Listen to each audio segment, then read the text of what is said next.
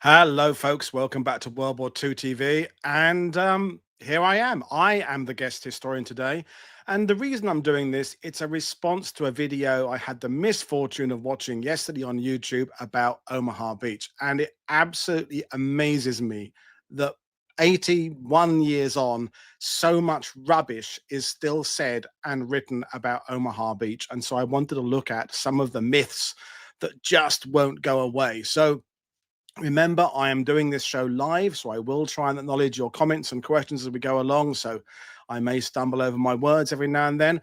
Why am I qualified to talk about this subject? Well, I'm not saying I am particularly qualified to cover this subject, but what I will say is I have been living within about 15 minutes drive of Omaha Beach for the last 24 years. I have taken literally thousands of tourists to Omaha Beach. I have a shelf of books and archives about Omaha Beach. I have conversed with people like Michael Ackerman in the audience today, Paul Reed, John McManus, James Holland, Steve Zaloga. The list goes on. Joe Balkowski, of people who have written about and studied Omaha Beach. So I feel I know a little bit about the subject. So I will fire up my slides. And the first myth is a really quick one. We'll rattle through it pretty quickly. And one of the things, and this is based on my experience as a tour guide, and Mag is in the audience, she's a tour guide, Colin is in the audience, he's a tour guide, is people are generally surprised when they get to Omaha Beach, particularly the western end around Vierville-sur-Mer. They will often say, so I guess none of these houses were here back in World War II, were they? And then we have to go, well, yes, they were. There's a Saving Private Ryan image there. We're not going to go into the fact that bunker design is pure Hollywood. We're not going through Saving Private Ryan, looking at all the errors that were in that film. That has been done elsewhere on the internet. We're covering more the legacy of things like Saving Private Ryan and video games and how they affect our understanding of Omaha Beach. So here are some pre-war photos. So the two to the left are Vierville-sur-Mer and the two to the right are of Saint-Laurent-sur-Mer.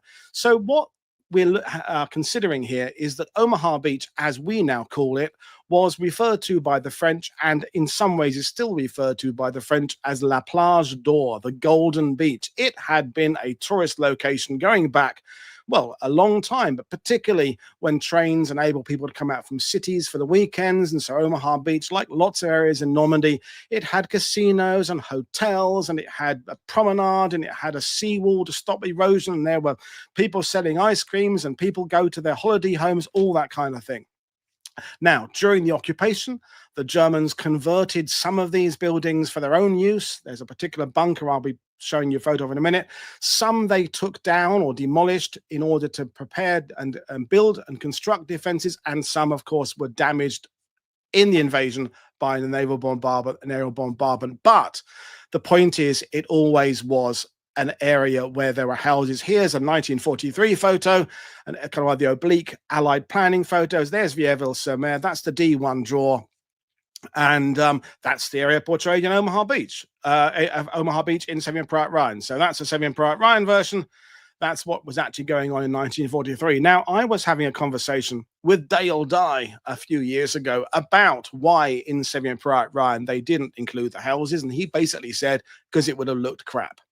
What they were trying to do with the movie is basically convey a sense of fear, so that when you, as the audience, looked out at the front of that landing craft and you saw the barbed wire and the craggy background of the bluffs they chose to film it at, you're put into a sense of fear. You're put into a, oh my God, how are they going to survive that environment? If they had had houses in the background, it would have diluted the effect they're trying to go. This is the bunker I'm referring to. See in that previous photo, the one sort of bottom right corner with the very square rectangular dark windows. That was a pre-war hotel and casino that the Germans used the front of as a camouflage facade for the casemate they built behind it. So this post D-Day photo, you can see on the right of the photo, the facade of the hotel, the pillars and columns there, and the kind of the veranda bit, and then behind it was the 88mm Pak 43 that the Germans installed into a bunker at Widerstandswehr 72. So there were houses in Omaha Beach. That one was a quick one. I wasn't expecting much controversy about that. It's just there were houses there, and there are still houses there, and the French still go there on vacation. Second myth. Now this gets a little bit more serious, and I may get a little bit more sweary. Um, One of the things that is often said about Omaha Beach is the figure of 85 machine guns, German machine guns defending the beach. And I've added MG42s because everybody talks about the formidable MG42, Hitler's buzzsaw. It sounded like a tearing of cloth. It sounded like a zipper undoing. It was terrible. It was terrible. It was terrible, you know? Um, I have not been able to find a source for where 85 machine guns first came about. It's something I used to say, I think, as a tour guide. I've heard other tour guides say it. I've seen it in blogs. I've seen it on websites. I've seen it here, there, and everywhere. I don't know where it came from. Now, Michael Ackerman, who's in the audience, I've linked to one of or two of his shows on World War II TV in the description below. In fact, there are lots of links below. I encourage you to go and check out later on. I've also linked to Michael Ackerman's review of a D-Day documentary. It's in the description below. When you finish this one, go and watch that one. It goes into much more detail about specific weapon types, things like that. But here's the thing. I went through and had a look at the weapons that were in the Widerstandsnest. Oh, by the way, this is the kind of absolute fucking shit that gets said, right, about Omaha Beach. This is from Quora. Now, no one uses Quora necessarily, but the thing is, they do. People use that as a resource to get answers, and supposed experts come on. So this is a response to the question, how many machine guns were on Omaha Beach? And this is what this person said. The Nazis had 85 sites. I guess he means Widerstandsnest. Each site would have had more than one machine gun on it. Since this was before my time, I've only read about it, and I don't remember how they set them up. I would want at least 4 per site. So you have at least 340 machine guns. This doesn't count the portables the Germans use. So actually more than 340 is what this guy is saying. And it's not all including the Democrats term machine gun, which means nearly anything that fires a bullet today. I mean, Jesus bloody Christ. I mean, what an absolute load of cock that is, right? So I went through the Widerstandsnest. Now, there is still ongoing research. People like Michael Ackerman are still studying the aerial photos. They're still looking. There's archaeology being done. People are looking like Niels Henkemann and his fantastic book. It's in the show with us is in the description below. There's his book there. I'll put it on my camera for a second so you can see it. He is starting to debunk some of the details about the Germans in Normandy, etc., etc., etc. So there is not precise data, right, about how many machine guns, but this is going from east to west, from Widerstands 60 to Widerstands 73. The potential number of machine guns. Now there's ring stands, there's Tobruks, there's the potential of there being portable or mobile machine guns. I'm not going to let you read all that. You can go back and later. It comes to about 42 machine guns, right? Ish. I've put perhaps 40 machine guns along Omaha Beach. Okay. But the big thing is they absolutely, definitely were not all MG42s. There is even a school of thought that none of them were MG42s. Now, I don't go that far. I think there were some MG42s, but there were Czech guns and French guns and 08s and MG34s, etc., in the various and there were tank turrets, all that kind of stuff down the beach. So the 85 machine guns along Omaha Beach, of which most were MG42s, which is the commonly held, often repeated myth, is just nonsense, okay? It's just utter nonsense. The video I watched, the guy was saying that there were 1,000 Germans along the coast, along the Omaha Beach, which is more than there actually were. And he was saying that in the 23 seconds it would take to run across the beach. Now, how he got to a precise figure like that, I don't know, because it depends on where you are on the beach and what level of tide is, but blah, blah, blah. He said, I think he said there were 200 bullets in the air against you at every second of that 23 seconds or something like that. So just nonsense.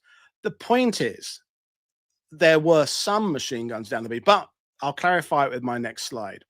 So these are the points to consider, because what I'm doing today is I'm not going to go massively into the detail of explaining these myths and going into massive, great breakdown detail. I've put the links to shows on World War II TV and elsewhere for you to actually do the investigation yourself. But the points to consider are, firstly, maximum rate of fire and effective practical rate of fire are not the same thing. I can't believe I'm having to say this again. I can't believe that this is not still understood by people. But just because a machine gun like the MG42 can potentially fire at a cyclic rate of 1,300 rounds per minute does not mean that the operator of that machine gun would ever do that. Basically, when you boil it all down to British machine guns, German machine guns, American machine guns in World War II, good machine gun operators pretty much fired at a consistent rate of fire, in that you fire at little bursts of 2 or 3 bullets, then you pause, then you fire a little burst of 3 or 4 bullets, blah, blah, blah, blah, blah. So this idea that MG42s were ripping down that beach for hours at 1,200 rounds per minute is absolute, utter horseshit, okay? So, and the next thing is, see, I'm getting a bit angry now, but I just can't believe this kind of nonsense is still said, is how much ammunition did they have for these guns anyway? So the mobile MG42s, and I will come to who the German defenders were at another myth later on. But if we're talking about the guys in the 352nd, even if they had their assistant gunner and a couple of other guys with boxes of ammo, at most, they've got a few thousand rounds of machine gun ammunition for their portable machine gun. The ones in the static positions, they've also got at most a few thousand. By a few thousand, I mean a few boxes. Now, there were probably other boxes of ammunition in the ammunition bunkers that are some distance often behind the actual Tobruks. But the question is, how many people were running back and forth to get extra boxes of ammunition on D-Day and go back and rearm the machine guns at the front? And we have to take into consideration the number of types of ammunition that were stored at Widerstandsnest. Some of these Widerstandsnests had Czech guns, French guns, Polish guns, German guns. They've got to sort through which is which. Have they got the right spare firing pins? Have they got spare barrels? Do they know what to do with them when they go wrong? Do they know how to unjam them when they go to? There are so many variables. But the last point, and this is going to be a recurring point during this presentation, is, and it may be a surprise to some people, the other beaches, Utah, Gold, Juno, and Sword, also had German machine guns. I mean, who would have thought it, eh? Why do we not add up how many German machine guns were on Sword Beach? Why do we not make the calculations about the number of German machine guns on other beaches? This is the point I'm trying to get to, is that we collectively, I'm guilty of this, we're all guilty of this, we treat Omaha Beach differently to how we treat the other 4 beaches. And I'll be coming to this later on. The comment from Jeff, I really love Shouty McShoutface Paul. Yeah, I love Shouty McShoutface Paul. And this is, I say, going to be a real recurring theme of the fact that we're treating Omaha in this different way. Why is to do with lots of things. Kevin Getz was talking in the sidebar before going on. Is it social media? Yes. Is it video games? Is it Saving Private Ryan? Is it The Longest Day? Is it D-Day, the 6th of June? Yes. Is it comics? Is it YouTube? Is it yes. The point is, we need to get away from this idea that Omaha is something unique and special. There were certain things about it that were a little bit worse. I'll be coming on to the big concept of what is worse in terms of a beach later on. But these are the things you have to consider. So whenever you see some documentary that implies that there are MG42s firing down the beach, 85 of them for all day at 12 other rounds per minute, it's utter nonsense, okay? And also, quick point before we move on, don't forget the Allies are landing with lots of weapons as well. James Holland makes the point about just how many naval tubes of 3-inch, 5-inch, 8-inch are firing at Omaha Beach on D-Day, as they are the other beaches. The Germans defenders are under a hell of a lot of firepower, but that's some stuff about machine guns.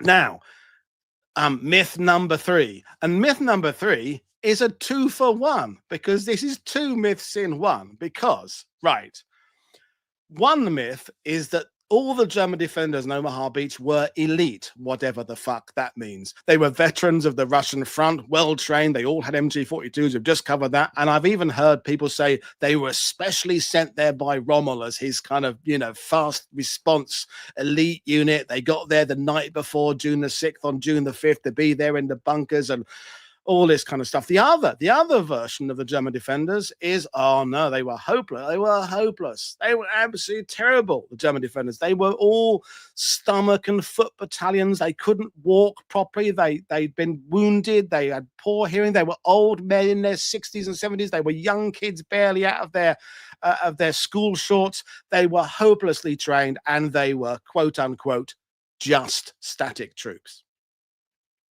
Right. Let's talk about static troops first. As Neil's explained in his last show on World War II TV, static doesn't mean, people who are like stuck in a bunker, unable to move because they can't move because they've got no feet or something because of frostbite. It means they have been assigned to an area of the coast, and then that's the area they're responsible for. They still have some elements of mobility, right? So these are two things. Elite German defenders, all of them were, hardcore, loyal, fanatical, well-trained veterans of the Russian front who could, mow down Soviet soldiers without even thinking, or they were hopeless, terrible, untrained.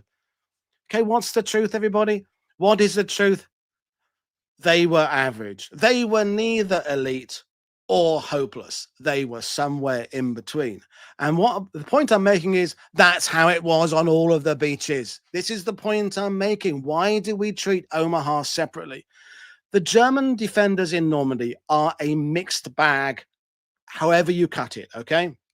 The divisions have been moved around a bit. Some of them have been reconstructed out of units that have fallen back from the Eastern Front, like the 352nd Division. The 352nd Division, which is the ones that are elite, if you read some of the stuff and watch some of the videos.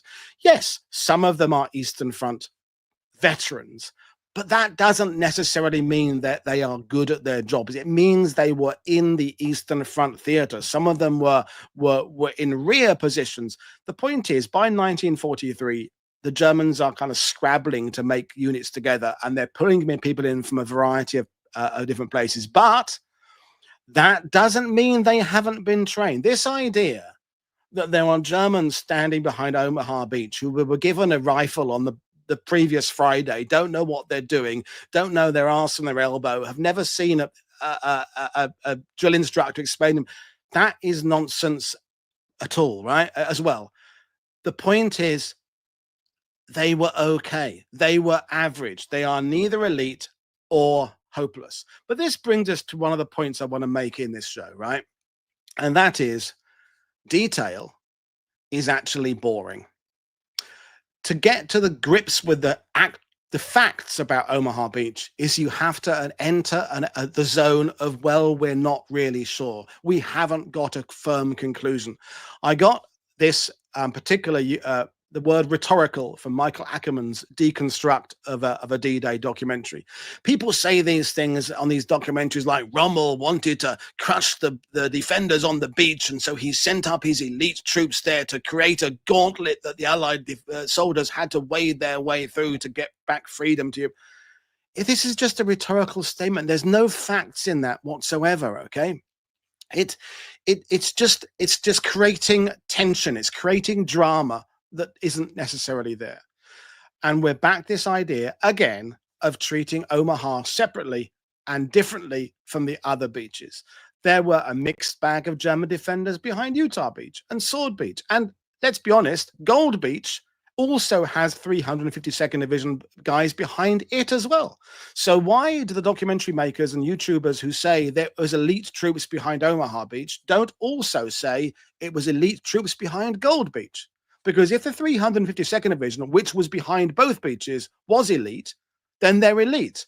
There can't be elite in one place and not elite elsewhere. Are you with me on this? The point is, they were neither elite or terrible. They were somewhere in between, which is where we're going with history, is that the needle will not sit where it should be in the middle, objectively looking at these facts and trying to weigh things up. It's either the German tanks were brilliant, the Tiger tank, the Panther tank, it was fantastic, they were better than anything Allies had, or it's, oh, the German tanks were hopeless. They were always broken down. You couldn't repair them, blah, blah, blah. Again, the truth is somewhere in the middle. German tanks could, on the whole, be considered to be less reliable than Allied tanks. And yes, they could also be considered to be better armed and better armored. But if you've learned one thing watching World War II TV, it's how you're using them, what's the doctrine, how well motivated are the people in them, what tactical decisions have been made by the commanders, etc., etc., etc. Okay. So this idea of them all being elite, all hopeless is nonsense. They were average. They were okay. But being average, being okay isn't sexy. As you're saying there, it sells movies. Dr. Philip Blood, elite is a meaningless concept in military history, but it sells. We can't even define what elite means. And we'll get to that point later when we're talking about the Allies landing on Omaha Beach. So myth number 3 was the German defenders. Myth number 4, this will be kind of short but sweet, this one. We're back to machine guns again. And there is a link to Michael Ackerman's debunking of this myth in the description below. And this is about the Beast of Omaha Beach. I can't believe I'm having to say this again. These are 4 YouTube videos. Now, I have to say there has been a bit of a tide towards debunking this myth. Which is great. Mike Ackerman has been heading the charge in this. So here's the story as it is said. Hein Severloh, and that's his date of birth, there was a soldier in the German 352nd Division, blah, blah, blah, blah, blah, blah, blah. He wrote a memoir about Omaha Beach in 2000, translated in English. And in the book, Severloh claims as a machine gunner, he inflicted over 1,000 and possibly over 2,000 killed American soldiers on D-Day. Right, here's my response to it. It's bollocks. It's just utter bollocks, okay?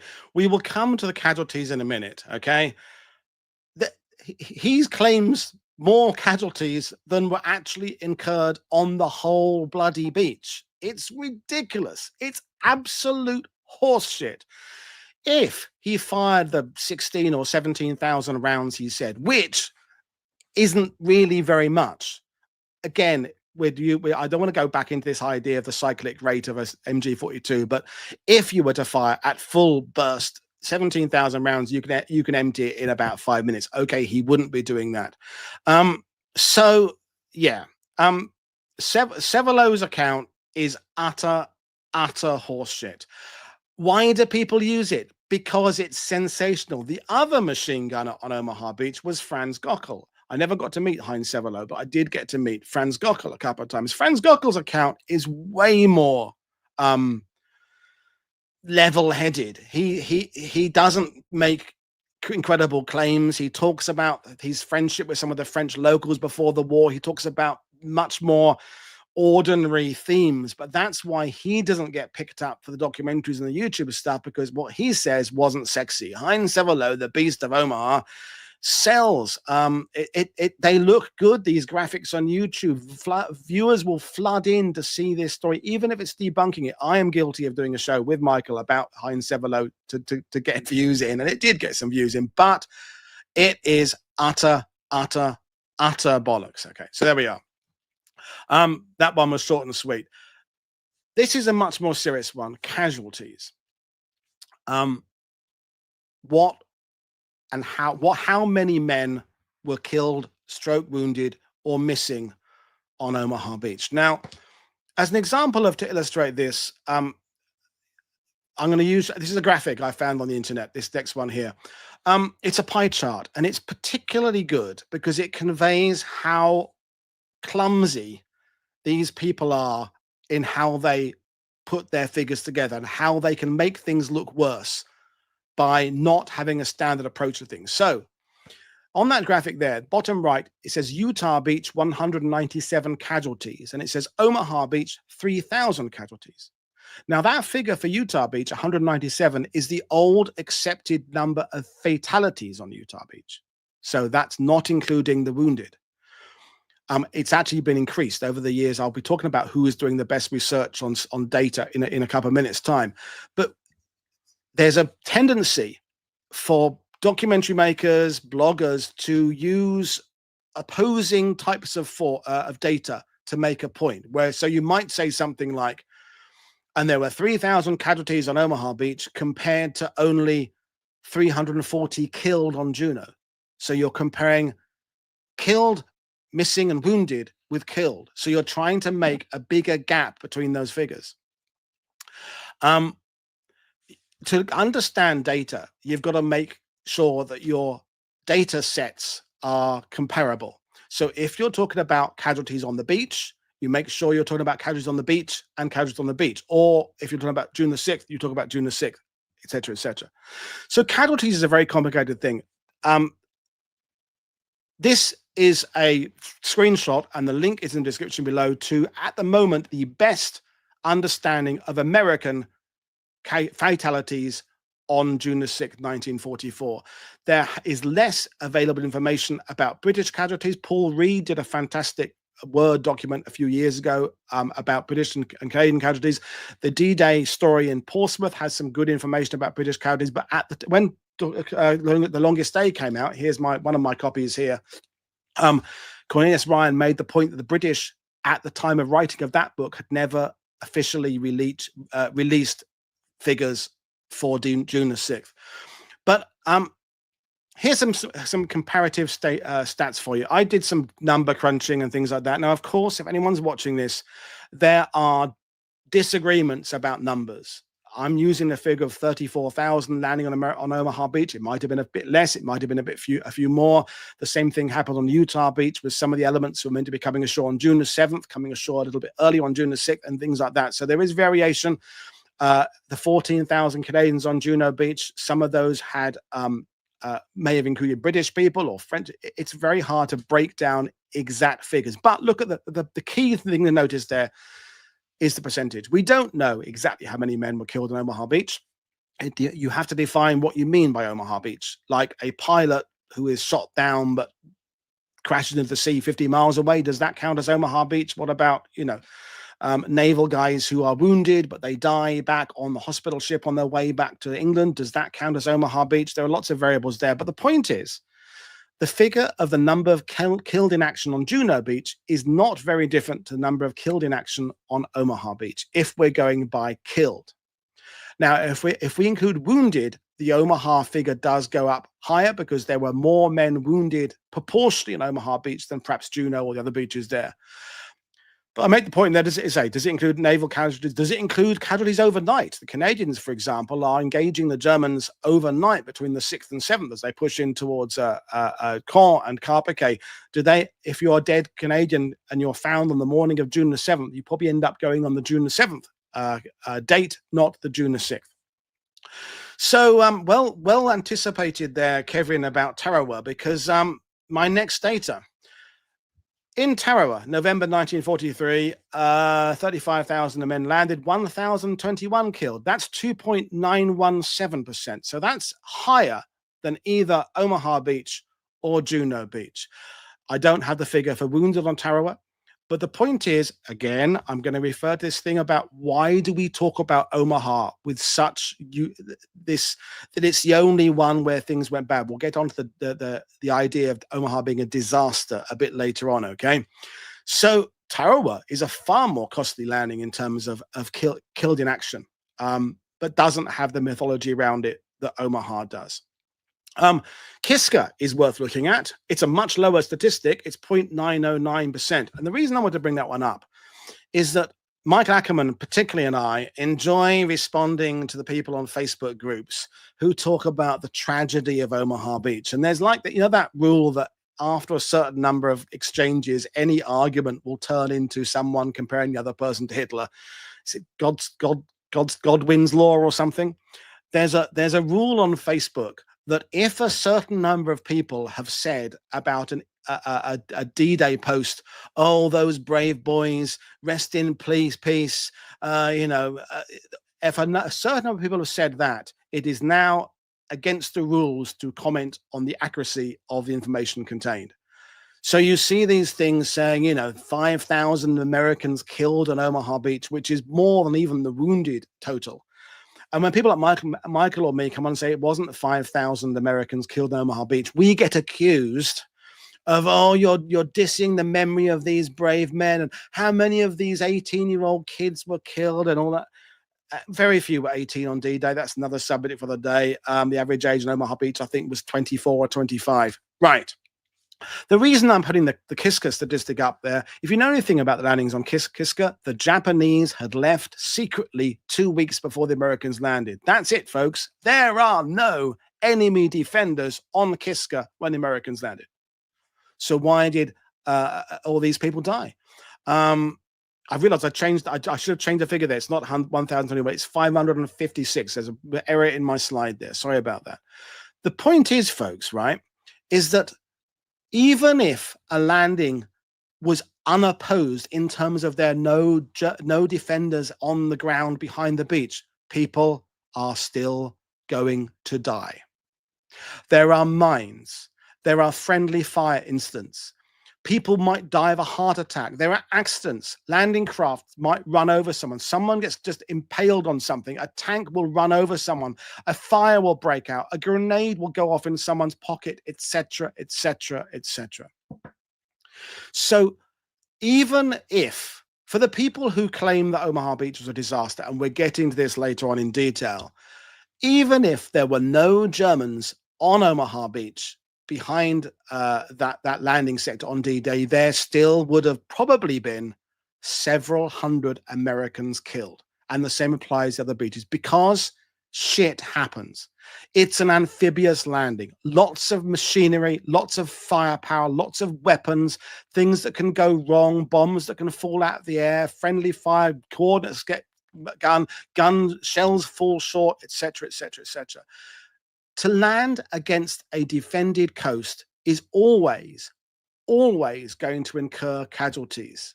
The point is, are the casualty figures within what the Allies were projecting, expecting, able to deal with? Because ultimately, 2 million men, Allied soldiers, are going to come through Normandy to push back the Third Reich and defeat them. All that needs to happen on June the 6th is a successful beachhead be established. If 20% of the Allied soldiers are killed on D-Day, that was still, and it was nowhere near that, folks, it was about 5%, that would still probably have been just about within what was acceptable at the planning level. This is the big one. We've talked about Torch, we've talked about Avalanche, we've talked about all these other landings. They were all important, but this is the big one. Not saying others aren't important. This is the proper establishing of a decent size second front, pushing the Germans back in the parts of Europe that are the most important. The pushing up through the Mediterranean isn't quite as important. The landings in Torch, they're driving the Germans out of North Africa, but it's not going to end the war. This is the invasion that's going to bring to an end, theoretically and hopefully, the Third Reich's stranglehold over Europe. And if that first wave incurs heavy casualties, so be it. It needs to happen. As long as you achieve tactical surprise, as long as you achieve that beachhead, that's what matters. So going back up to some data again, 156,000 Allies landed on D-Day on 6th of June. It might have been a few more, it might have been a few less. 4,427 killed in action. That's the latest figure from the National D-Day Memorial in Bedford. A casualty rate killed of 2.837%.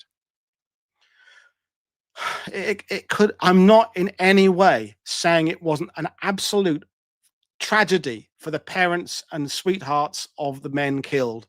Personally, if your brother was killed on D-Day, then D-Day was a tragedy for you on a personal level. If your son didn't come back home, if you were the parent of one of the Bedford boys, it was a tragedy for you. If you were a British set of parents whose son died at Merville Battery, D-Day would always be seen through the lens of a tragedy.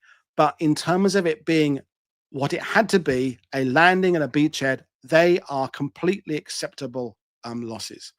Chris Barrington Brown did a fantastic show with us about logistics. He's saying Alan Brooke was prepared for 20,000 losses on D-Day. It was nowhere near that much. So, this is this is the thing. It, it, the losses are acceptable in terms of what the Allies are hoping and projecting.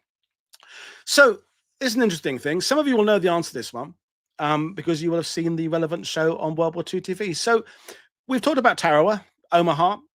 What was the date in World War II the US had the most fatalities? Here are some possibles to go for. You know, Pearl Harbor, Kasserine Pass, the Regensburg raid you saw in Masters of the Air. Is it Iwo Jima, perhaps? You know, I will let you throw some answers out there before I come back to that. There are all sorts of costly days.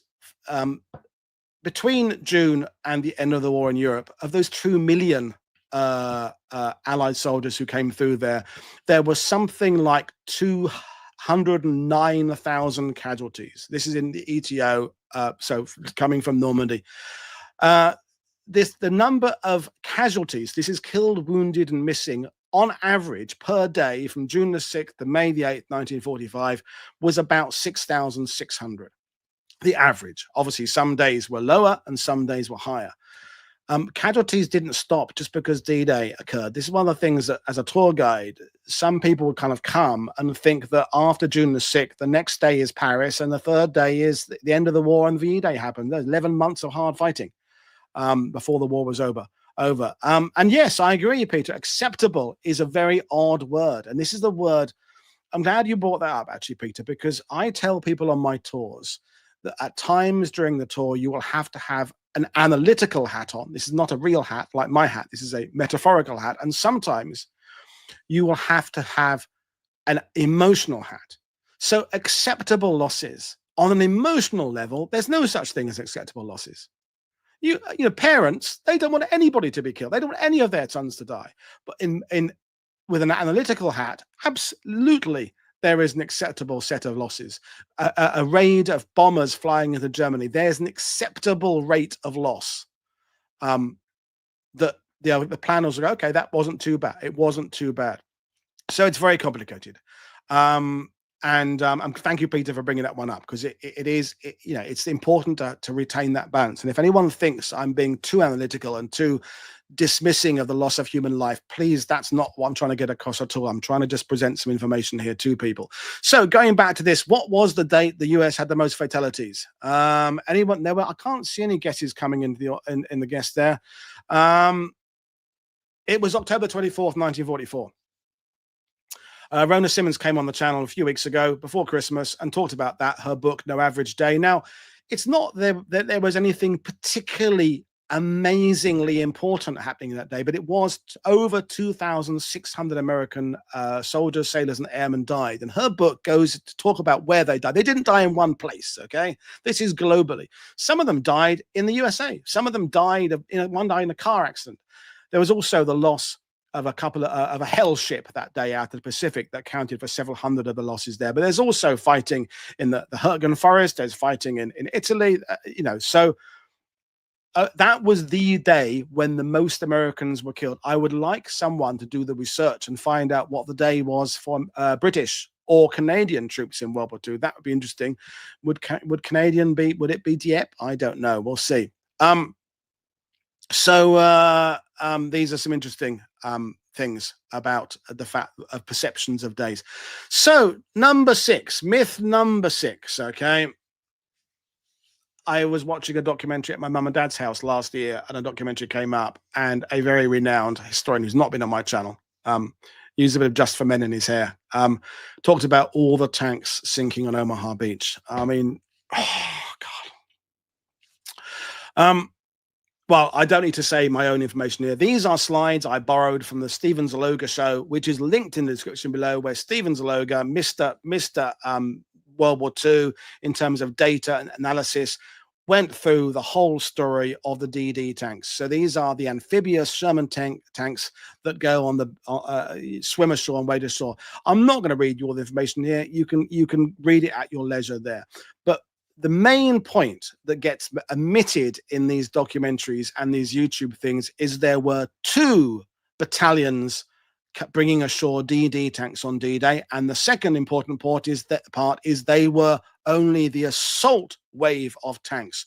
More armor was coming in later with wading exhausts, dozer blades, etc., etc., etc. This binary, ridiculous bullshit statement that people make of there was no tank support at Omaha Beach is as bollocks as the Hein Severloh being the Beast of Omaha Beach. Okay, so here was what happened to the 741st, who are at the eastern end of the beach. They are the guys supporting the 1st Division, areas like Easy Red, Fox Green, and I'll let you read all this. You can go back and freeze frame it later on there, or just better, just watch the show with Steven Zaloga. And then here is the other battalion, the 743rd, down the western end of the beach, who, surprise, surprise, get most of their tanks, their swimming tanks, ashore. And not only do they get them ashore, they actually significantly influence the outcome of the battle. These are photos from Steven Zaloga's presentation of DDs and blah, blah, blah. This is his conclusions. The DD tanks of the 741st, this is the one that were lost, did knock out an 88mm bunker at WN61. They reduced fire on WN60 from WN62. They helped assist the penetration of the San Laurent jaw. The 743rd, a naval front gunner fire, reduced 72. That's the bunker we saw earlier on. They helped infantry of the beach. They had restrictions there, but they were there. An officer of the 116th RCT stated the tanks of the 743rd Tank Battalion saved the day. They shot the hell out of the Germans and got the hell shot out of them. So Steve is asking the question here, did 90% of US DD tanks sink? No. No. And overall, when you look at DD tanks across the 5 beaches, remember, we shouldn't be looking at this Omaha Beach in isolation. Most of them worked. On the whole, the figures of American tanks there, of 144 deep DD and deep wading tanks deployed on Omaha and Utah, 107, 74% reached the shore. And if you don't believe me, here's an actual photo of DD tanks along the coastal road at the west end of the beach, taken on June the 6th. So they were bloody there. You can see them in the photos. They were there. They did their stuff. So it absolutely amazes me and shocks me and makes me sick that the people are still repeating this utter horseshit of all the tanks failing on Omaha Beach.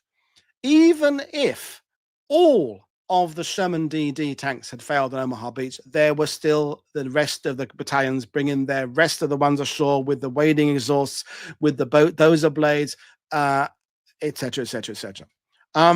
And as Mike Ackerman's saying, he has so many photos taken that show DD tanks on Omaha Beach. So I couldn't give a reason why these documentaries get it wrong. They just need to, A, watch World War II TV and read more bloody books, because the information is out there. It's just, I cannot understand why this lazy, bullshit, crappy documentary making is still happening, and this myth is still being perpetuated. Sorry, rant over. Have a sip of water because my heart rate's going through the river like a hamster heart beating there. Thank you very much, Kevin. I'm enjoying it as well. It's good.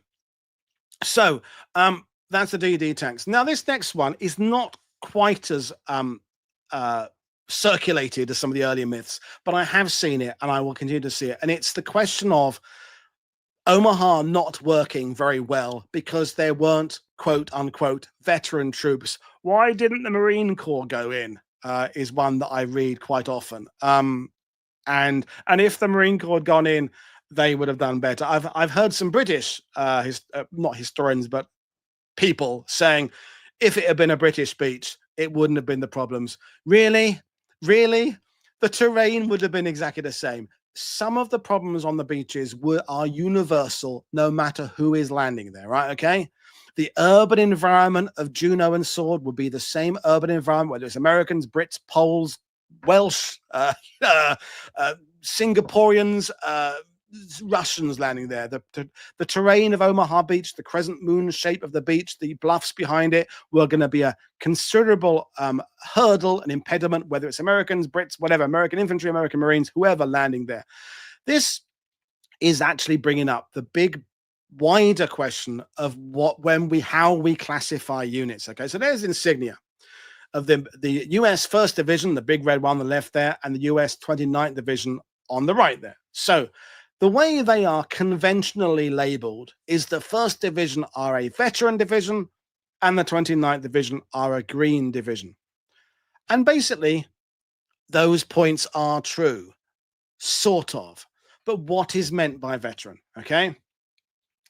For a start, the 1st Division has had to rebuild itself after North Africa, Sicily, and Italy. And so if you think that 100% of the men in the 16th Infantry landing on Omaha Beach have all got 3 or 4 amphibious landings under their belt, you are sorely wrong. Yes, a considerable number have, but a considerable number haven't. And does having been in combat make you better? This is a really fascinating discussion that has no solid conclusion. You could argue that a green soldier will maybe take more risks than a veteran soldier, because the veteran soldier knows exactly what can happen if you stick your head up or you run over a shingle bank towards the enemy. The 29th Division, who are a green division, meaning they've had no combat experience. Yeah, but they've had like 3 years of solid training. This came up in the show with whoever it was last week when we were talking about I forget what I was going to say there, but we're talking about units that have come ashore that are fighting that are.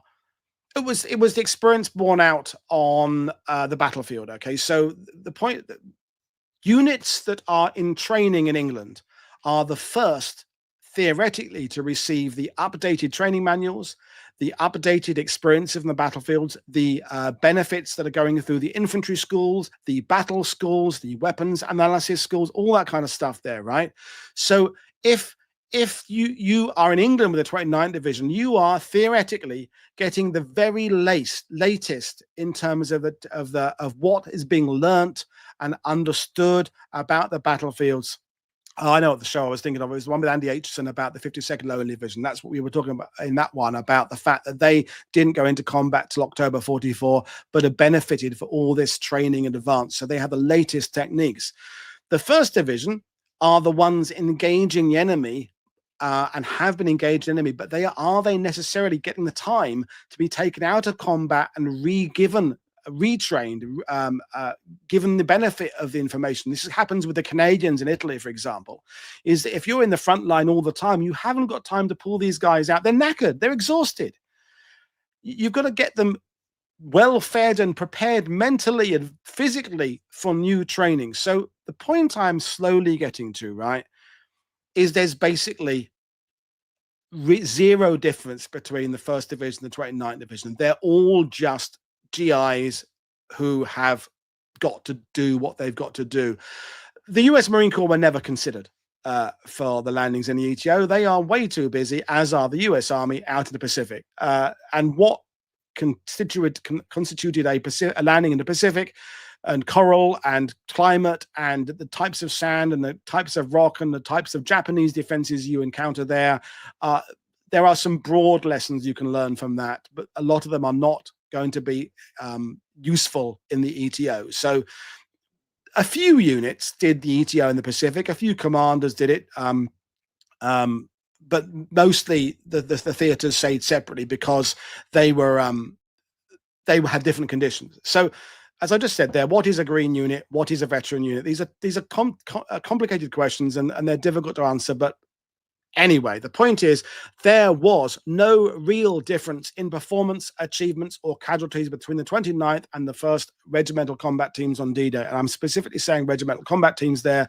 because that is the structure under which they were landed on D-Day. Although they are divisions, because a division has to come ashore in different types of landing craft and landing ship. The structure and organization is different to put certain amounts of fire teams in the landing craft at the front. So because a platoon can't fit into an LCVP or an LCA, so they land as regimental combat teams. But if you read a book, and here's one of the cracking books on Omaha Beach. In fact, it's the one that we folks normally call the Bible, Joe Balkowski's book, Omaha Beach. you read it, if you would not draw any conclusions that the first did better than the 29th, or the 29th had more casualties than the first. It's pretty much the same. There were worse parts of each sector. So in the 29th Division sector, the D1 draw around Vierville-sur-Mer was substantially a worse place to be than, for example, a bit further down, Dog White and Dog Red. And a similar kind of thing happens in the American sector in the East for the 1st Division, is that Easy Red was probably a worse place to be than Fox Green. And it all does depend on what time of day you're landing at, because if you're landing in H-hour at 6:30, you are bearing the brunt of the German weaponry being fired at you. But if you're landing at 8:30 or 9 o'clock or something, a lot of the German guns are low or out of ammo. So your chance of survival are better. But the point is, there is no difference between the 29th and the 1st Division in how their D-days unfold. So I think that basically negates the argument that using all veteran troops would have been better. I can't see any logic behind that at all. The next one, number 8. The stupid Americans refused the wonderful British funnies. This one gets repeated again and again and again. Now, you know what the funnies are. There are 2 of the examples of the British funnies there. The petards, the ones with the carpet, the ones that you put into the trenches to drive over, the fascines, the flamethrowers, the DDs kind of count as a funny. And this is when you see this all over the place. There's an example of poor history. I had to put my glasses on for this because I can't bloody well read without it. This is again from Cora. Why did the Americans not use any of Hobart's funnies on D-Day? And whoever Ronald M. Walker is, Omar Bradley ignored any advice from the British and decided to do things entirely his own way. And at the bottom of it, he says, and they died pointlessly, unnecessarily, in their thousands. Well, they didn't die in their thousands on Omaha Beach. There were thousands of casualties, but not fatalities. We've covered that one already. So this is the kind of absolute bullshit that gets repeated. So here are 2 historians, both of note, explaining what the truth is. So, Steve, I'll just read this for you. Why were casualties in Omaha Beach on D-Day so high? Many accounts assert that the unusually high casualties suffered can be traced to the US Army's refusal to employ specialized tanks developed by the British Army, nicknamed Armored Funnies. And this is a link to an article he wrote about it. The article concludes that the US Army did not refuse to employ the Armored Funnies, but that delivery of some of these specialized tanks did not occur in time due to British shortages. This episode highlights the difficulty of attempting to harmonize military equipment and tactics in time-constrained joint operations. So basically what Steve is saying is it's really hard to coordinate British doctrine with American doctrine and just suddenly say, oh, we'll lend you some of our stuff. You've got to consider how it's taken there, the landing craft systems, the crewing systems, the spare parts, the understanding of it. This isn't the video game where you can just throw away an American gun on level 3 and pick up a German gun, and sadly all your ammunition is now suitable for the new gun. This is reality. I'm glad Joe Berkowski is watching. Did Joe arrive when I said how good his book was? That would be great if he did. Okay, so and Joe talks about the tanks as well, by the way. Here, so Steve Zaloga resoundingly proves this is nonsense. Here is another historian, a British one, just in case there's American bias there. So Peter Caddick Adams says in Sand and Steel, which I have my copy here, another fantastic book, but allow a good few months to read it because it's a long one. The traditional D-Day narrative is that Eisenhower and Bradley observed displays of Hobart's inventions on the 27th of January, the 11th of February 44, but Bradley declined all for his US forces, save the DD tanks. This is incorrect. In fact, Bradley approved the use of the 79th vehicles for Normandy in a letter of 16th February to the British War Office, requesting the support of British manned Averies in addition to ordering 25 Sherman flails and 100 Churchill crocodile flamethrowers for the use of his GIs. The War Office agreed and responded.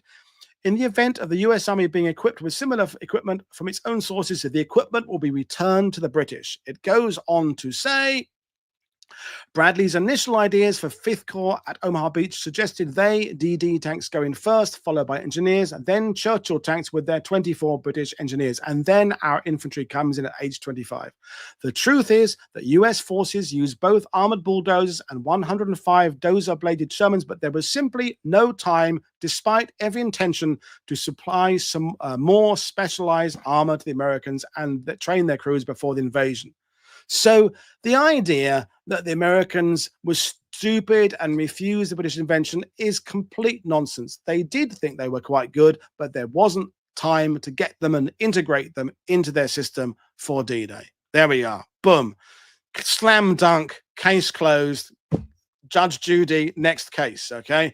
However, before we move on from the tanks, would funnies have made a difference in Omaha Beach? Now that is a question to which I do not have an accurate answer. I have put in the links below an article by someone on Quora explaining for it from a kind of a geological point of view, looking at the shingle, looking at the terrain, the steep banks off Omaha Beach, and he suggests that the using of things like Churchill tanks on Omaha Beach would not have worked. The effort of getting them off the beach, their vulnerability on the beach would have not made them suitable for Omaha Beach. I have to say I'm not entirely convinced by that argument, but the point is we're just into Monday morning quarterbacking. We can't possibly know what difference would have been made if there'd been a few funnies there.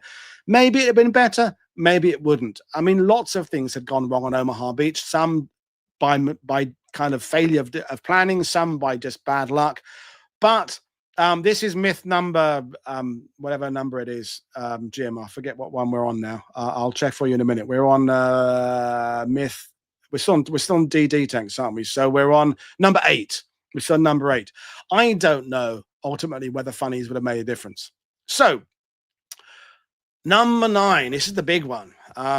And this is to do with language, it's to do with interpretation. And these are, again, 4 graphics from 4 representative shows on YouTube. The one on the top there, Indian Spartacus, World War II.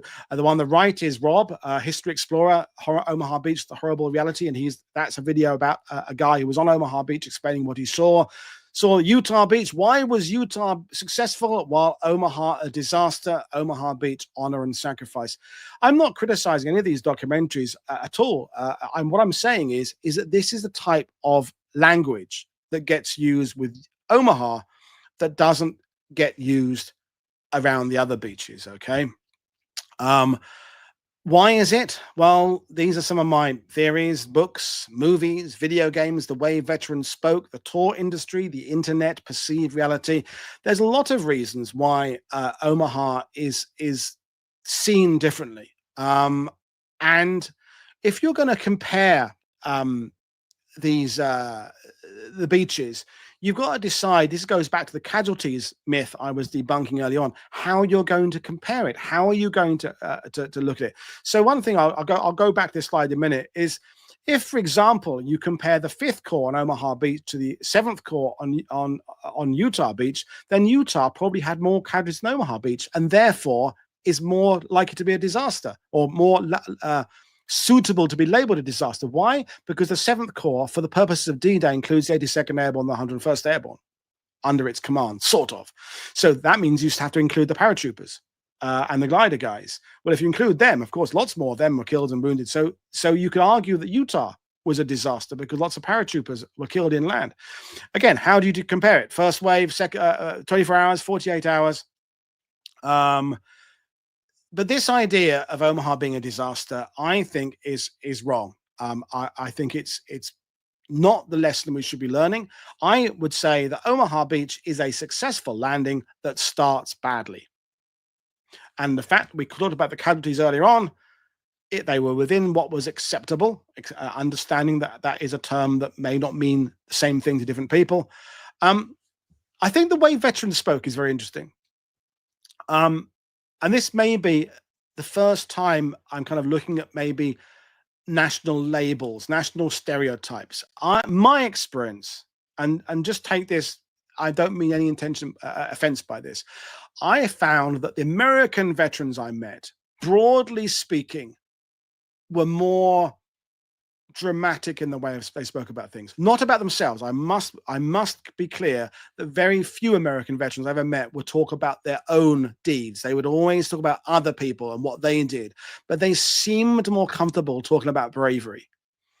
British and Canadian veterans, in my experience, tended to play things down, you know, and used language. Like my great uncle on Sword Beach would say things like, "Well, yeah, tricky day. Things weren't perfect." You know, he would never say emotional things about, you know, but I saw lots of bravery, and some fantastic friends of mine were killed that day. So I think language had a little bit to do with it, and in the way veterans picked up on it. But I think a lot of it is this 80s and 90s, and when Omaha Beach starts becoming part of an examination of patriotism, and even this idea that before you can have a victory, you've got to have a middle act. So if we're thinking of Star Wars, you know, Star Wars, the first film or the fourth film, depending on your point of view, ends up with Luke destroying the Death Star. And then the second film, Empire Strikes Back, has the Empire, you know, putting Han Solo's in his carbonite, all that kind of stuff there, and Luke's lost a hand, but Luke's found out that Darth Vader's. I'm going some of this, and then by the third act in Return of the Jedi, you have the victory. Well, I think Omaha starts taking on this idea that before you can have the victory of E-Day, you've got to have this loss. And I'm thinking of things like Bill Clinton on the beach when the stones were put out there, and he picked up the stones and put them into a cross shaped. I'm thinking of the ways that Tom Brokaw started talking about it with The Greatest Generation. Then you have Saving Private Ryan, and then you have the video games, and you have all this stuff coming in there. And I think it's during that period that Omaha Beach starts being seen as separate to the other four beaches. And this is the thing I'm generally unhappy about. Okay, so put my slides back up again. The reality is of D-Day, June the 6th, Operation Overlord, is success is dependent on all five beaches. And basically, the losses across the five beaches were consistent, broadly. If you talk about in terms of the numbers of forces landing, yes, there were 3,000 casualties on Omaha Beach, but don't forget the landing force was 34,000. It was nearly double that of what it was on Juno Beach. So you have to look at the larger number of figures there before you start. The Stephen Ambrose effect is absolutely part of it, Jeff. So I want to show you this map.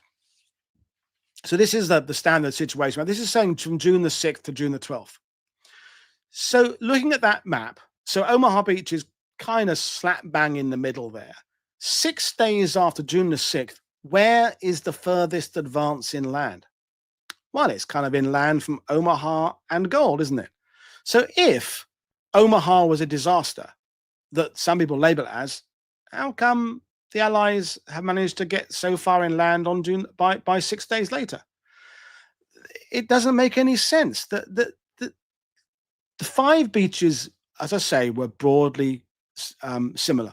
Let's look now at some of the contemporary reporting. Now, I do concede that on June the 6th and June the 7th, 1944, the full details were not released to the public.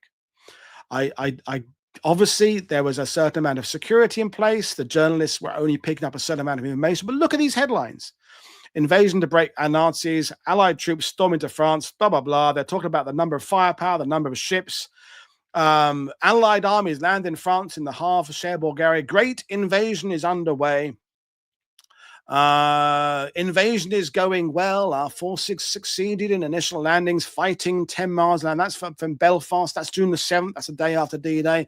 Invasion. Allies land in France. Smash ahead. Fleet, planes, shootists battling Nazis. The Arizona Daily Star, Allies smashing inland on broad front in Normandy. Losses less than anticipated, says Churchill. First opposition light. Anglo-American airplanes rule the skies. This is the way it was reported at the time, and now we have two different sets of images we can explore when we're talking about Omaha Beach. And remember the show I did with Madeline Johnson last week? So this is a Robert Capa photo. This is the image of Omaha that the public have grabbed onto. This idea of desperation and people cowering in the water, unable to move, pinned down by the 85 machine guns on the beach and the elite German defenders. Here's another June the 6th photo of Omaha Beach. Okay, it's later in the day, but tells a very different story. That tells a story of success. It tells of pushing inland. That's somewhere on the Fox screen here. That's the cliff sort of under WN60. So our choice of images is very, very important. And I'll show you that data again. Of nearly as many percent of Canadians killed on Juno Beach as killed on Omaha Beach. So why are we talking about Omaha as a disaster? Why is this language we use? You can do the checking yourself. Look on YouTube. You'll see videos, the tragedy of Omaha Beach, the horror of Omaha Beach, all this kind of stuff. I am putting it to you that this is mostly a recent phenomenon, by which I mean from the 1960s up to today. I've got the copy of Longest Day there again. I've got three copies of The Longest Day. One is the big, huge version we'll pull out maps. This is a small paperback version. I got this one at an auction years ago. I got it because it was signed by Cornelius Ryan, which is kind of neat. There's his signature there on the page there, which is kind of cool. It says Cornelius Ryan. If you read, as I did earlier today, his D-Day chapter, he doesn't really put more effort into explaining Omaha as he does the other four beaches.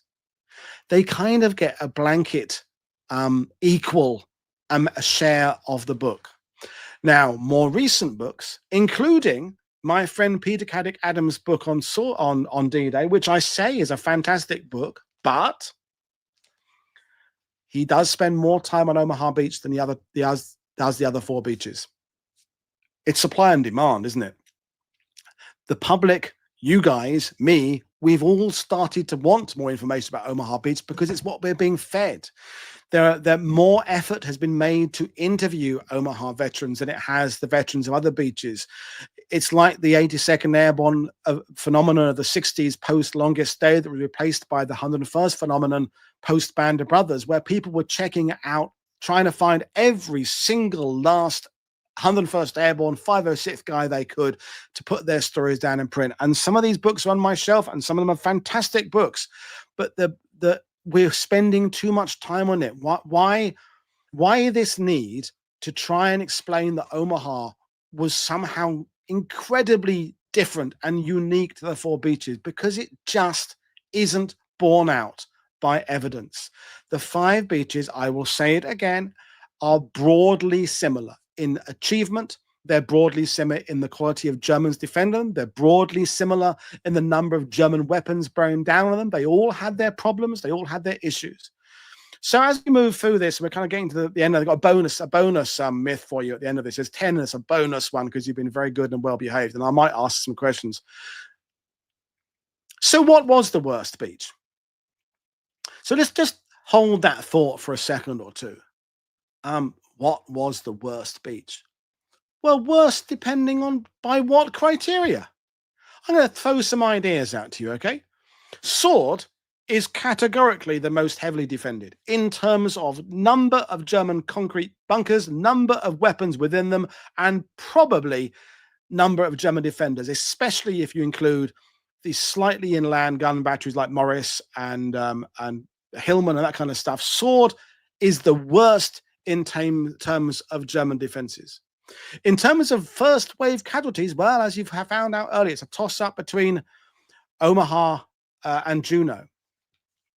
Well done. Yes, Paul Reed, who should know this stuff because, you know, I'm at a prince at the foot of a king, the Paul Reed, in terms of taking people to Normandy and writing about Normandy. In terms of terrain, well, the curve and the bluff would suggest Omaha is worst, but there's floods and difficult exits on Utah and Gold. So in terms of terrain, you could easily argue that Gold is the worst. Gold also has the Mauvain Ridge behind it.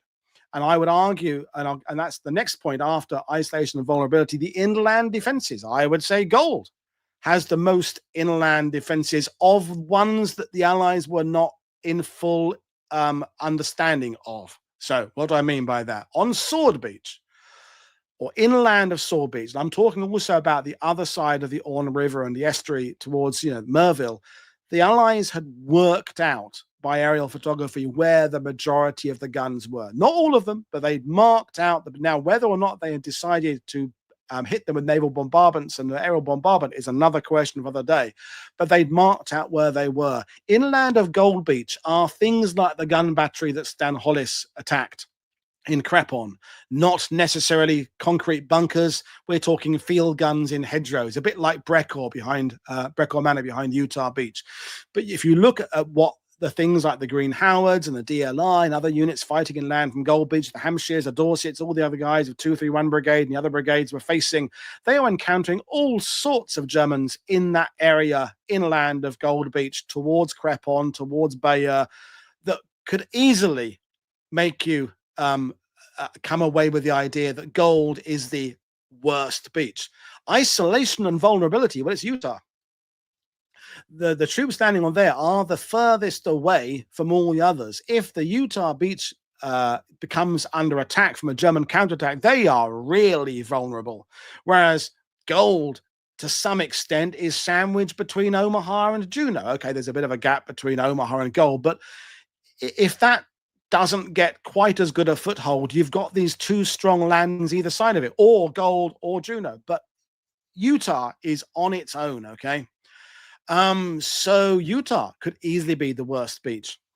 Again, number of German defenders, Sword could be the worst beach. Errors made in planning, Omaha or Sword, possibly, because Sword, they didn't put Hillman as a naval bombardment target. There were some other inland positions that weren't inland positions. The point I'm making, we could go on with a much longer list of how you define worst. The potential of German counterattacks. And again, first day or second day, because by the second day, let's not forget that the British on Sword Beach and the Canadians on Juneau Beach are dealing with elements of 21st Panzer, 12th SS. Gold Beach are dealing with armored columns pushing towards the beach. That's not happening at Omaha Beach. There's no armor really pushing towards Omaha Beach. There's a few kind of half track and odd units of the 352nd kind of pushing that way. Utah has some in terms of some of the Renaults and tanks like that. We know about that, Lafayette and things like that. But if we're talking about armored response, June the 7th puts the question in a very different way, and there are very different answers to it. Again, the point I'm making is there are lots of different ways of analyzing best, worst.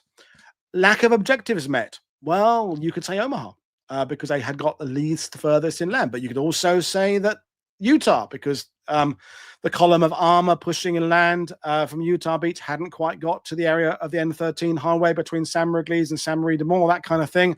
The 82nd Airborne didn't have a full hold on Hill 30, things like that, as much as they'd have liked. They're not pushing west as quickly. The improvement pushing inland from Gold Beach is slowing down. The push towards Caen, of course, is starting to get bogged down. There are lots and lots of criteria we can use here. Just quickly, the Robert Capa photos. No, there were no. As far as I believe there were no photos lost in developing. This whole idea of some laboratory assistant fucking up, I don't think is right. There's been books about this. There's documentaries about this. As far as I'm concerned, pretty much all the photos Robert Capa took exist, and that's it. He took the ones he took, and the ones we have are the ones we have. The idea that there are dozens more that have been lost, I think, is absolute bollocks. But other people can disagree with me. So worst and all that is subjective. But I will conclude by showing you again that map of the beachhead.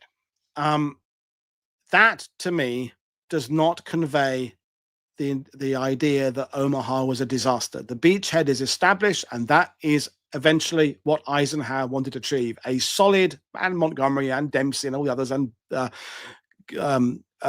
Guerra and all those guys there, and Middleton and everyone else. I'm forgetting their names right now. That's what they wanted. They wanted a beachhead, and the Omaha disaster needs to go away. Omaha was a successful landing that started badly, and there are things about why it started badly that are worth addressing, and also how they overcame them. This is another thing.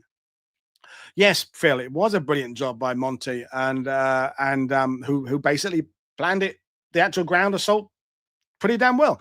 Um, this this this idea about the disaster of Omaha, and this is where sometimes the tour guides are responsible for this. I'm not naming any names. I'm not saying all tour guides. Some tour guides is a way that people visit the beaches with the time constraints they allow themselves is they go to somewhere like Dog Green and they hear about the Bedford Boys and Roy and Ray Stevens, or the other tragedy of the people from Bedford, and then they go straight to Omaha Beach, to the American Cemetery overlooking Omaha Beach, because they've already done Santa Maria Glees and Utah Beach in the morning. They've done Point Hawk. They've got things to do, because the majority of visitors do their D-Day excursion in a day. Now, I'm not talking about people like Ledger who take people here for several days, or when I was doing it, it was 2 or 3 days, and my World War II TV tour with Mag in October, where we do 7 days in Normandy. I'm talking about your average, conventionally not particularly interested in D-Day, but not disinterested, your average American, British, Canadian, Chinese, Japanese, German, Dutch historian. They do a day or two. And there is no time in the conventional day-long tour to really examine what happened in the hours after the assault wave got hit and the success at the end of the day. When Jimmy Monteith led the assault up the F1 draw at WN60, Spalding and Cota's push off the beach at Dog White, there are some extraordinary, fantastic, brilliant tales of heroism, initiative, bravery, coming together, people doing the jobs they weren't assigned to do but doing it anyway, improvisation, the Navy coming in and saving the day, the surviving DD tanks that now didn't all sink on D-Day, that tell a as compelling and fantastic and worth hearing story as much as the losses in the first wave. In fact, it's better to pay tribute to the men who fell in the first wave by explaining that they, unfortunately, just had to go first. Someone has to be first. And whoever's first, the amphibious landing, is going to bear the brunt of the defender's firepower. And that is what happened. It's what happened on Sword and Gold and Juno. It happened at Tarawa and Peleliu and most of the other amphibious landings of World War II. And again, by that, again, Omaha is not unique. The fact that the assault wave got hit hard, all assault waves, when there's an opposed enemy, get hit hard. But to pay tribute to their sacrifice, to what they achieved, is that the fact that they were part of a structure and an organization that functioned and did what it was supposed to do. If we stick with the idea that Omaha Beach is a disaster, we are insulting the bravery of the men who landed there. If we insist on saying that the British failed to get to Caen on D-Day, we are insulting the prowess, the bravery, the initiative, and the fantastic efforts made by all the troops on D-Day, on Utah and Omaha and Juno and Gold and Sword and all the other landings in World War II. The Canadians and the field gunners who repel the German counterattacks of 21st Panzer, the paratroopers of the 82nd Airborne at Lafayette who hold the line there in the bridge, the Americans of the 101st up near Marmion Farm and Ravenelville who stopped Germans pushing down from the Cherbourg area, the guys of the Green Howards who take out these positions inland, the DLI, the Hampshires, the Dorsets, the Devons, the troops on Saw Beach, the King's Scottish Light KSLI, the men of the East Riding Yeomanry, all these guys who did what they were supposed to do. Okay, the disaster on Omaha Beach, and I could do one of these if you're good boys and girls. I'll do one about the myth of the British failing to get to Caen D-Day, because that one I have a personal investment in. Thank you, Uncle Cyril. I will really start ranting and raving. Please, if you are watching this and you have never seen World War II TV before, please, if you can take one thing away from this, is stop using the language of Omaha Beach being a disaster. It is not serving the men who fought there properly. It is not serving the historians who've done their hardest over the years, Joe Balkowski, all these other guys, Peter Caddick Adams, Steve Zaloga, Paul Reed, who are doing their best to explain to you what actually happened. Think about the language you use. Think about how you explain things and think about what you're saying when you're saying Omaha Beach was a disaster. It was not a disaster. I have one more bonus uh, myth for you. It's not humorous because the well, you'll see. The bleeding stones of Omaha. Um, yeah, this one gets repeated quite a lot, but not universally. But it's quite common. Okay, that there are these stones that eject, bleed a red blood-like thing on a particular time every summer, and it only happens in front of WN62, and it happens on the worst part of the beach where the worst losses were. It's some kind of unexplained phenomena that that is some kind of connection to the sacrifice and all that. Well, that's one of the photos that's used, but they've cranked up the saturation. There's the actual normal photo that the same person used, where yeah, there's a slightly orange tint to the water there, but it's not that bright red there. So, is there any basis on this?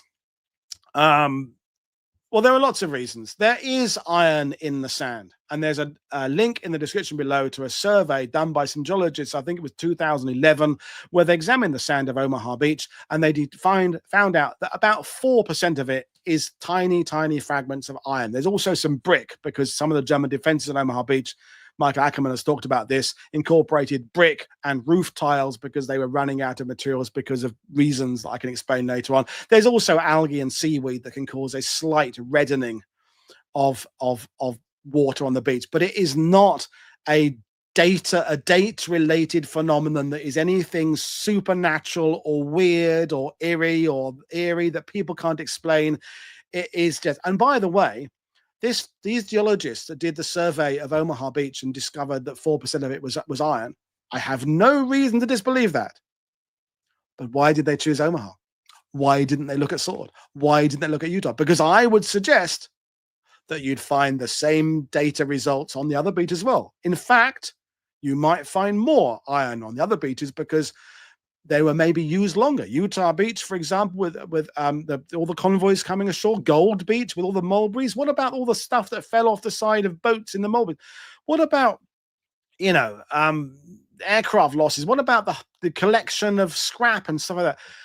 They chose Omaha Beach because it's the beach we want to hear about, because somehow the idea that, there's bloody pebbles in Omaha Beach is more revealing, it's more telling, it's more, dare I say it, sexy than there's 4% iron on the beach on Sword Beach. So as far as I'm concerned, I think this idea of the bleeding stones of Omaha is basically, again, bollocks. Okay, there's nothing to it. I've been to Omaha Beach many, many times. I've not seen anything noteworthy enough that I would take a photo of and say, here you are, folks. Here are the bleeding stones of Omaha Beach. There's like 2 or 3 photos that are the same ones that get shown. So I think that's complete and utter nonsense. Okay, so well, I think I finished ranting. Actually, I'm surprised I'm still here. I'm surprised I'm still smiling. As I said at the beginning of this, we didn't particularly look at debunking, looking at the errors in Saving Private Ryan. That's not the purpose of this. It's just to look at this idea of how we perceive Omaha Beach. Thank you very much. That means a lot coming from you, Mr. Reed, sir. Because as I said earlier, you know your stuff, and I'm urging everybody, tour guides, bloggers, YouTubers, historians, writers, anybody, just think about why we single out Omaha. Think about what it says about Overlord, what it says about our understanding of history, and start getting out of this idea that it was somehow uniquely different to the other 4 beaches. There is loss of life on all 5 beaches. There's brave in all 5 beaches. There were decent and not decent German defenders on all the beaches. There are German machine. We could do the same analysis about machine guns on Sword Beach. But there you are. I think my favorite of the ones we debunked, I think is still the 85 machine guns. I think that one, because it's so easy to repeat. I've heard that said by people on Omaha Beach. I've heard it said by tour guides at 85 machine. Everyone just accepts it. Look for where it came from. I think the 85, Mike Ackerman said this in one of his videos, it might even have come from Hein Severloh's account of the 85. He may have said that he was one of 85 machine gunners. Well, if he said it, I think we can say immediately it's a load of old bollocks, because Hein Severloh, serious point now, Hein Severloh was dealing with an incredible amount of personal anguish. And the Beast of Omaha is something, a kind of a self-inflicted title. He felt bad about what he'd done. I wish someone had actually stood up to him and said, I don't think you killed 1,000 Americans on Omaha Beach. You probably killed dozens, maybe. But even that, I think, is debatable. We'll do a couple of questions, then then I'll go. One there from did the 29th Infantry carry flamethrowers on Omaha Beach? There are flamethrowers, but they're not in. They don't seem to be used very much. I know in John Spaulding's case of the 16th Infantry, I think he was E Company on Omaha Beach, one of his men was coming ashore with a flamethrower in his landing craft, and he went underwater and had to abandon it on the beach. So there were definitely flamethrowers in the list of equipment used. One thing that I can say, this is not the question you asked, is that there were no, as far as my research tells me, there were no flamethrowers carried by the Rangers at Pointe du Hoc. Frankly, climbing up cliffs and expecting to get up there with tanks of flammable liquid were a bit risky, but it's one of those myths that you hear there, because there are bunkers at Pointe du Hoc where in the old days when you could get into the bunkers at Pointe du Hoc, that's another story, that have charred rafters and paneling on the ceilings. And I've heard people say, that's the Rangers coming through with flamethrowers. As far as I'm concerned, there were no flamethrowers at Pointe du Hoc. The burning inside the bunkers is for other things, either satchel charges or post-war burning, or when the Americans were using Pointe du Hoc as basically a training site where they're playing around with explosives, seeing what did what in the weeks that followed. Yeah, Russell Pickett was a flamethrower operator, but I remember I've been on the beach with Russell Pickett. I'm pretty certain he never used his flamethrower on D-Day. I'm prepared to be corrected on that. But I don't think he did. Yes, I'm getting a bit dry now. I'll have a sip of water. I will do a couple more questions. But yeah, I don't know if I'll do a market garden. I mean, market garden isn't my specialist area. I could probably do some. I think I will do the British failing to get to Caen, 10 quotes. Yeah, anyway, Zaloga quotes that suggest at least 85 machine guns. The thing is, we could get into are we counting the ones that were maybe some of the field guns inland? If you're a field battery 2 miles away from Omaha Beach, did they have machine guns? Are they part of the 85? But everybody's fallible. Steve Zaloga would be the first to admit in his research over the last 20 or 30 years, there's things he's improving his knowledge. I'm improving my knowledge all the time. We're learning. We're reanalyzing what we've said, and there's lots more stuff to still be said about these breaches. But let's not do what we can't do. Let's not do today what we could do later on. We'll finish this where we are. I can sit there, but there we are. I'm going to leave it there. It's been fantastic talking. There are 2 shows coming your way tomorrow. At 12 o'clock midday, we are doing an exploration with some footage taken of the only public accessible school air raid shelter in the UK down in Brighton, where there's a great team of volunteers who take school groups through there and explain what happened to schools in World War II. And that will be great. That's at 12 o'clock midday. Then in the evening, I've got one of my How to Be a Historian shows where I have Jackson from History with Jackson talking about how he is trying to do some incredible stuff on YouTube, interviewing people. And then on Friday, we have Philip Knight coming on doing British tank development, and then lots more stuff coming your way next year. So there we are. I'm leaving it there. As always, consider becoming a patron. Consider dropping me a super thanks in the chat there. Consider becoming a YouTube channel member. If you can't do any of the above, at least share what we're doing on social media. Recommend our channel to other people, because we're still not getting enough views considering the talent of the guests I bring your way. But that's it. I'm going to go for a beer. I think it'll be a pint of London Pride. It may be a Doom Bar. I have not decided yet. I may have both, but not at the same time. Cheers, everybody. I will see you all tomorrow. Bye.